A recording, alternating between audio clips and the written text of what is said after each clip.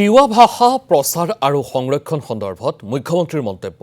চলিত বৰ্ষতে তিৱা ভাষাৰ ৰাজ্য চৰকাৰে পঞ্চম শ্ৰেণী পৰ্যন্ত মাধ্যম হিচাপে ঘোষণা কৰিছে।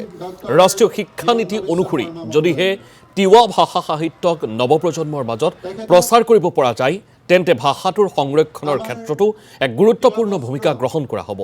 ইফালে তিৱা ভাষা শিক্ষক নিযুক্তি আৰু চাৰণ বিলৰ সন্মুখত এখন কলাক্ষেত্ৰ স্থাপনৰ বিষয়টোকো চৰকাৰে ইতিবাচকভাৱে বিবেচনা কৰিব। আজি মৰিগাঁৱত অনুষ্ঠিত তিৱা সাহিত্য সভাৰ অধিৱেশনত অংশগ্ৰহণ কৰি এইদৰে মন্তব্য কৰে মুখ্যমন্ত্ৰী ডক্টৰ হিমন্ত বিশ্ব শৰ্মাই।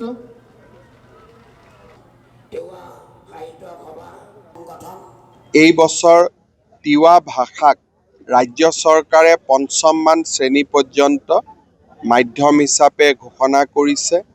মই ভাবোঁ যে ৰাষ্ট্ৰীয় শিক্ষা নীতি অনুসৰি আমি যদি পঞ্চমমান শ্ৰেণীলৈ তিৱা ভাষা সাহিত্যক আমাৰ নৱপ্ৰজন্মৰ মাজত আমি